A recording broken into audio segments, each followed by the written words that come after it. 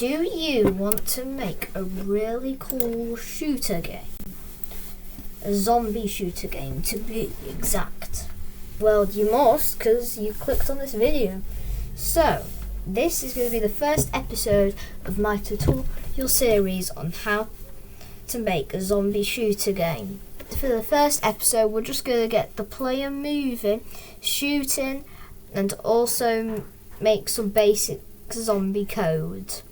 So, what you are going to want to do for your first thing is we're going to name the project. So I'll just call it Zombie Shooter, and this is episode 1. So, go on costumes for this sprite. We're going to delete and delete. We'll zoom in and we'll make a perfect circle by holding shift and dragging. This is going to be our player. Now make sure to snap it in the middle. Now click the line tool, make it around 6 thick, and then drag. Now the player has an arm. Click here and drag. Now what we need to do is copy, paste, flip vertical. Then we drag it here, and that is one very weird looking person. Let's make his arms a bit thicker. So to hover over, increase the thickness. Back layer, as always, and make it just a bit thinner. Perfect. Now, how is this character supposed to fight zombies without a gun? So square, in the fill, make sure it's a grey, make this black, and then drag. Boom, a gun. If you want, you don't have to, but I'm going to give him a face. Right, we have our player. Make sure the player is always facing right. Name it player, and the costume normal. So, this player needs somewhere to run around. So for this, I'm going to make it a grassy field. So we go on to backdrops, go on to square tool, fill, and a green, and I'm going to make it a nice field. Give it some texture. And boom, you have a nice little field. Shrink the player down to around 40 size. Now let's get some code in here. We need to go into events and drag in the when green flag clicked block. Make this forever pointing towards mouse pointer. Now when we click the green flag, the player is now facing our mouse pointer. Now what we need to do is some movement. If the up arrow key is pressed, then we change the Y by 2. Let's see how this looks. Perfect.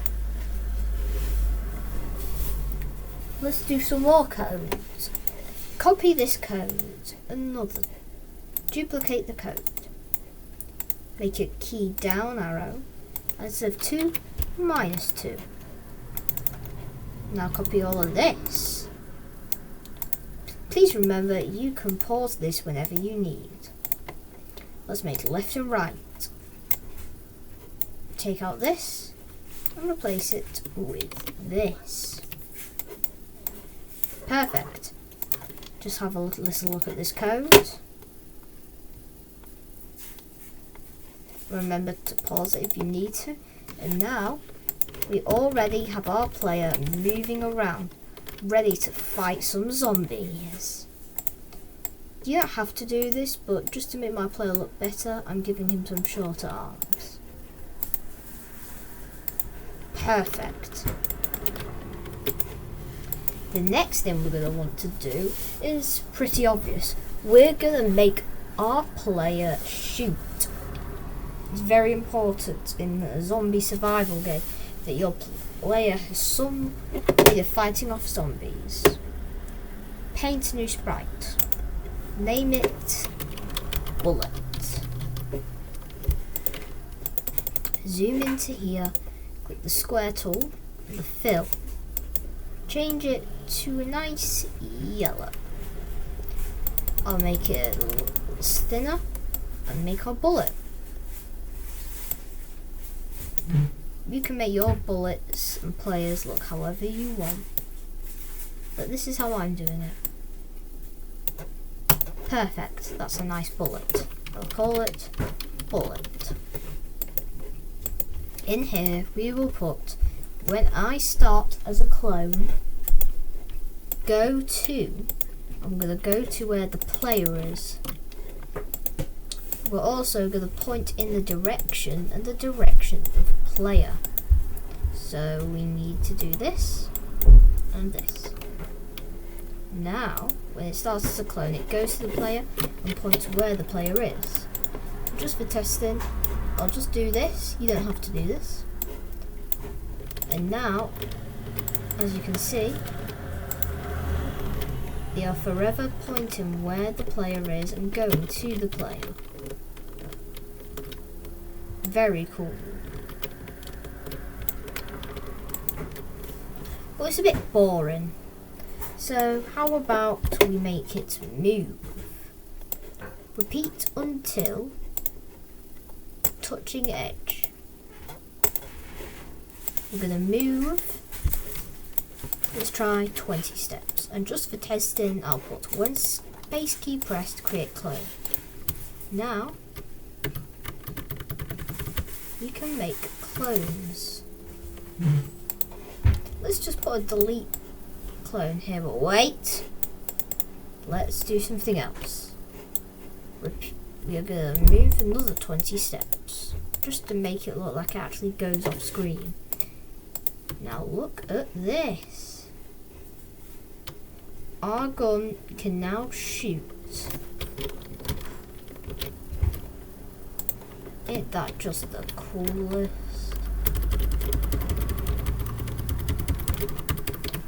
Now our player can fight back against the zombies. Let's make this code a bit better. When green flag clicked, go into control, forever, if key space pressed, then create clone of myself. Whoop, that's a bit too many bullets. Well, for my game anyway.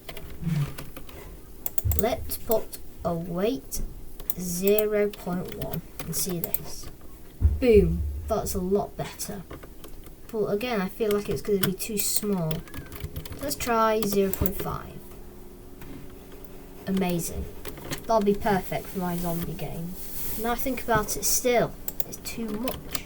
Let's go into the middle, 0.7. There we go. My shooter game is looking awesome. Let's just remember for the bullet to go to the back layer when it appears. We'll also make it show. Now it actually looks like the bullets are coming out of the gun. Let's also do this.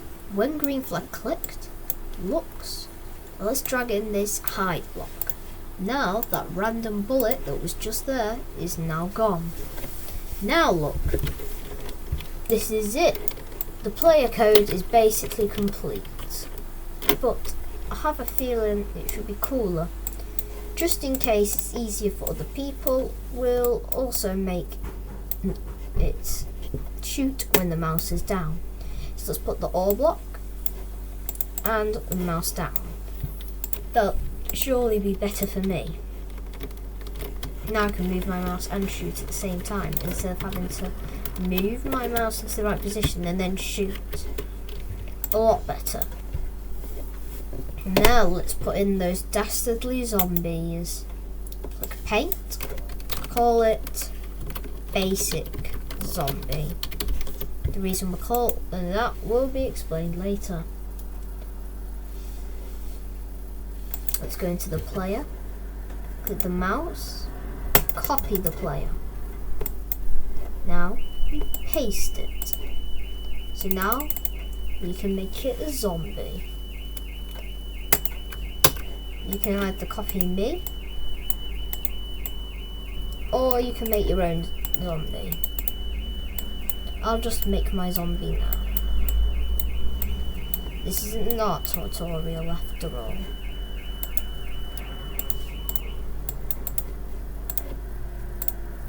I'd say that's a good zombie for me. I'll just call it Zombie Alive, because we'll make a different zombie for a zombie when it's dead. We'll also make another costume. To duplicate it, click the bucket, make it dark red, and paste that there. Let's call this Zombie Hurt.